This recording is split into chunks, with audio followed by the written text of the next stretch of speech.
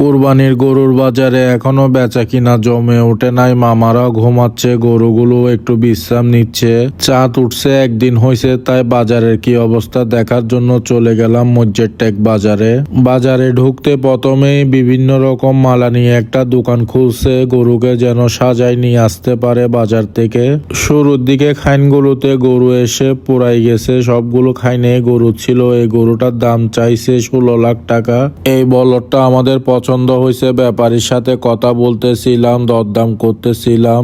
ব্যাপারী last 6,50,000 টাকা লাগবে বলতেছে। এবার মসজিদ থেকে বেশ বড় বড় কয়েকটা বলদ আসছে। হাটের এক পাশ থেকে সবার পরিচিত আকবর মামা হেঁটে আসতেছিল।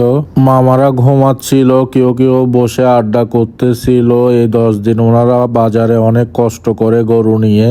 আমরা সবাই আরেকটা গরু দেখতেছিলাম, এটা নাকি হাসা বলদ, কুষ্টিয়া থেকে আনছে। এই গরুটা লাস্ট 4,10,000 টাকা বলছে আমাদেরকে। মসজিদ টেক বাজার গতবারের চাইতে এবার অনেক বেশি বড় করে করছে। ঘাটে এখনো অনেক খাইন খালিও আছে, আবার অনেক খাইন পুরাইও গেছে। কোরবানির এখনো 9 দিন বাকি, গরু এখনো আসতেছিল। গরু পাগলারা সব যেদিকে গরু আসতেছে ওইখানে ভিড় করতেছিল। গাড়ি আর গাড়ি ঢুকতেছে গরুর। বলদ গরু আরেকটা দরদাম চলতেছিল। হাটে প্রচুর গরম লাগতেছিল, আমরা ঘেমে একদম ভিজে গেছি। হাট ঘুরে দেখে আমরা বের হয়ে গেলাম, খাওয়া দাওয়ার জন্য চলে গেলাম উসমানী বিরিয়ানিতে। ওইখানে প্রচুর মানুষ, বসার কোনো জায়গায় ছিল না।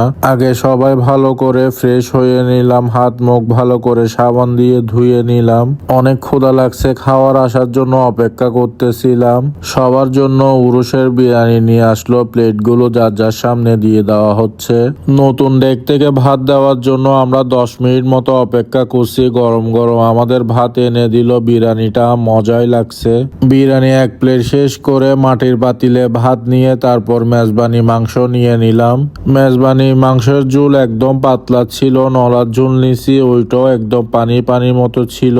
2 প্লেট শুধু আমি খাই নাই, সবাই খাইছে। কেউ উরুষের বিরিয়ানি খাইছে, কেউ মেজবানি মাংস দিয়ে সাদা ভাত খাইছে।